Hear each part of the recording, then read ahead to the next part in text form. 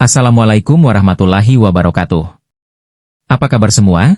Semoga selalu diberi kesehatan oleh Allah Subhanahu wa Ta'ala. Ketemu lagi bersama saya di Ayo Belajar Channel. Pada materi kali ini kita akan membahas tentang akidah akhlak mengenai menguatkan iman dengan menjaga kehormatan ikhlas, malu, dan zuhud. Sebelum kita lanjut, jangan lupa untuk dukung video ini dengan cara subscribe, like, dan komen agar mudah mendapatkan video pembelajaran lainnya.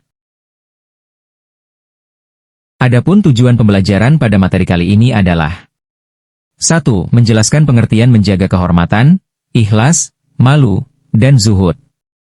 2. Menjelaskan dalil tentang menjaga kehormatan, ikhlas, malu, dan zuhud. 3. Membiasakan sikap menjaga kehormatan, ikhlas, malu, dan zuhud. Mari, kita bahas terlebih dahulu mengenai menjaga kehormatan. Maksud dari menjaga kehormatan adalah menjaga harga diri, nama baik, dan kemuliaan diri. Dengan kata lain menjaga harkat, martabat dan harga diri manusia. Menjaga kehormatan dalam bahasa Arab disebut dengan muru'ah. Muru'ah adalah proses penjagaan tingkah laku seseorang agar sejalan dengan ajaran agama, menghiasi diri dengan akhlak terpuji dan menjauhi segala bentuk keburukan. Selain muru'ah juga disebut dengan istilah iffah. Secara bahasa, istilah iffah berarti mencegah dari sesuatu yang tidak bermanfaat atau menjauhi hal yang buruk dan terlarang. Sebagaimana yang tercantum dalam Al-Quran Surah Al-Ahzab ayat 35.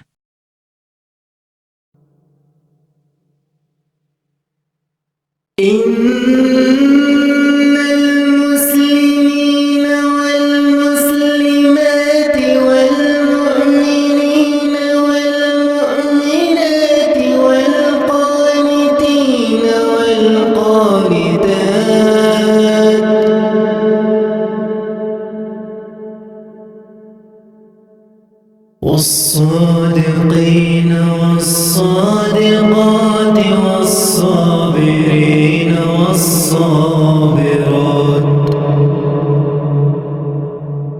والخاشعين والخاشعات والمتصدقين والمتصدقات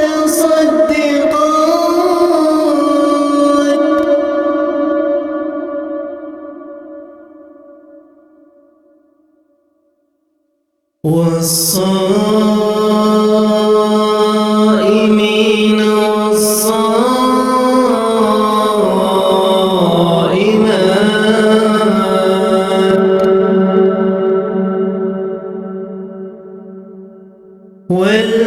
والحافظين فروجهم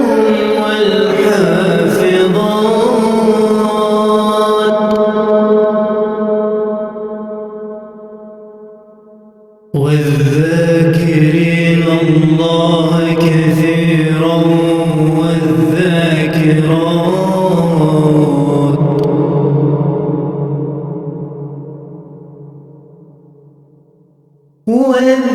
والذاكرين الله كثيرا والذاكرات أعد الله لهم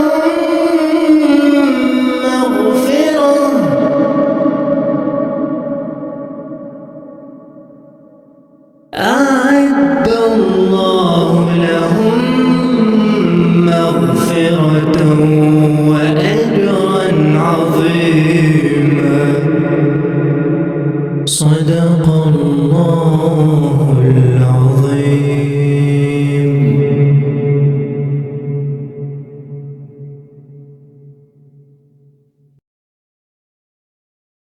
Artinya, sesungguhnya laki-laki dan perempuan yang muslim, laki-laki dan perempuan yang mukmin, laki-laki dan perempuan yang tetap dalam ketaatannya, laki-laki dan perempuan yang benar, laki-laki dan perempuan yang sabar, laki-laki dan perempuan yang khusyuk, laki-laki dan perempuan yang bersedekah, laki-laki dan perempuan yang berpuasa, laki-laki dan perempuan yang memelihara kehormatannya, laki-laki dan perempuan yang banyak menyebut nama Allah, Allah telah menyediakan untuk mereka ampunan dan pahala yang besar.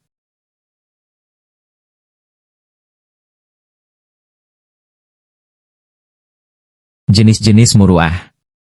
Pertama, muru'ah terhadap diri sendiri. Maksudnya adalah mempertahankan serta melaksanakan perilaku yang mulia dan menghindari perilaku yang tercela dimanapun dan kapanpun meskipun dalam keadaan sendiri. Kedua, muru'ah terhadap sesama.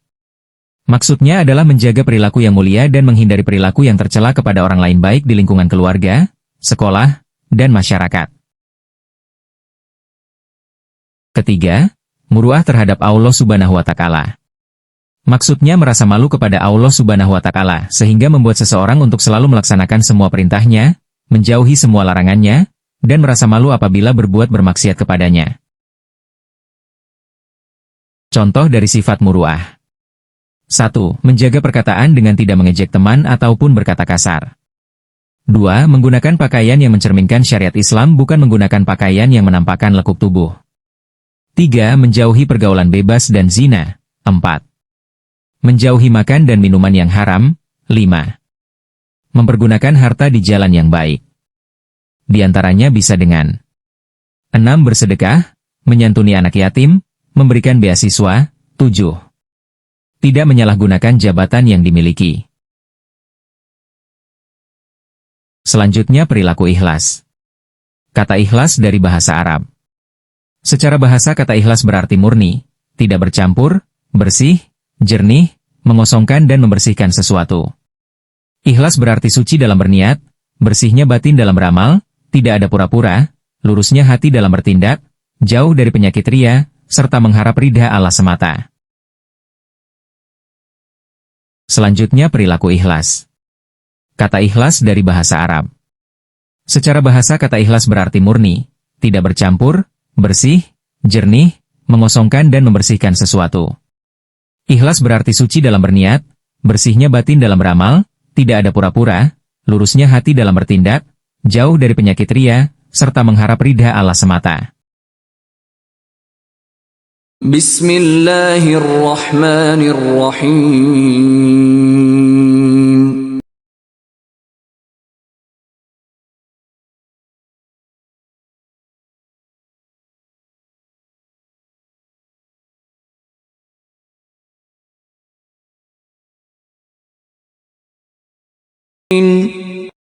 Artinya, sesungguhnya kami telah menurunkan kepadamu, Muhammad, Alkitab, Al-Quran, dengan benar maka sembahlah Allah dengan memurnikan ketaatan, ibadah, kepadanya. Al-Quran Surah Az-Zumar ayat 2. Tingkatan ikhlas. Menurut Ali Abdul Halim, 2010, mengatakan bahwa ikhlas dapat dibagi menjadi 3 tingkatan yaitu, orang awam, umum. Pada tingkatan ini seseorang beribadah kepada Allah Subhanahu wa Ta'ala, tujuannya mencari dan menghitung keuntungan dunia dan akhirat. Contohnya, seseorang melakukan ibadah sholat atau memberi sedekah kepada anak yatim dengan tujuan ingin agar badannya sehat, hartanya banyak, mendapat bidadari dan nanti di akhirat masuk surga. Kedua, orang khawas, khusus. Pada tingkatan ini, seseorang beribadah hanya untuk mencari keuntungan akhirat bukan lagi berorientasi pada keuntungan dunia. Ketiga, orang hawasul hawas, excellent. Seseorang masuk dalam tingkatan ini, apabila ia beribadah tidak ada motivasi apapun, kecuali mengharap ridha dari Allah Subhanahu wa Ta'ala. Ia beribadah setiap hari bukan sebagai kewajiban tetapi menjadi kebutuhan sebagai seorang hamba. Selanjutnya sifat malu. Malu dalam bahasa Arab disebut kata al-haya. Malu disebutkan oleh Nabi Muhammad sebagai cabang dari iman karena dengan sifat malu seseorang dapat tergerak melakukan kebaikan dan menghindari keburukan. Sifat malu akan selalu mengantarkan seseorang pada kebaikan. Dari Abdullah bin Umar. Suatu saat Nabi Muhammad SAW bertemu seorang laki-laki yang mencela saudaranya yang pemalu. Bahkan lelaki tersebut mengatakan rasa malu telah membahayakanmu. Maka Rasulullah bersabda, berhentilah kamu mencela saudaramu, karena malu adalah bagian dari iman. Hadis riwayat Al-Bukhari. Dalam hadis tersebut Nabi Muhammad menegur seorang laki-laki yang sedang mencela sifat malu yang dimiliki saudaranya. Sifat malu dalam hadis tersebut adalah bagian dari cabang iman. Mengapa? Karena sifat malu dapat menghindarkan seseorang dari perbuatan maksiat dan hal-hal yang dilarang agama. Badruddin Abi Muhammad Mahmud bin Ahmad Al-Aini dalam kitab Umdah Al-Qari Syarh Syahih Al-Bukhari Juz 1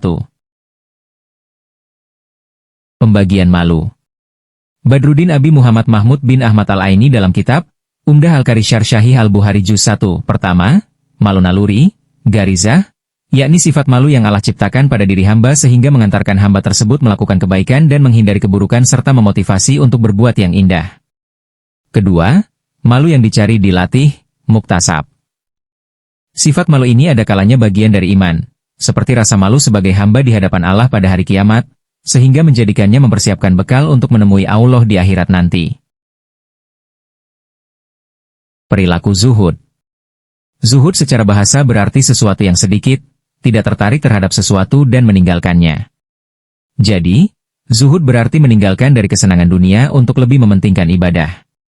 Orang yang melakukan zuhud disebut dengan zahid. Dalam kaitannya dunia, zuhud diartikan meninggalkan dunia dan menganggap dunia adalah hal yang hina. Meskipun demikian perlu diingat, perilaku zuhud bukan berarti tidak memperhatikan urusan duniawi, atau bukan berarti tidak memiliki harta dan mengasingkan diri dari dunia. Para ulama menjelaskan bahwa hal tersebut bukanlah maksud dari zuhud. Dalam Islam, cinta dunia bukan berarti meninggalkan harta duniawi.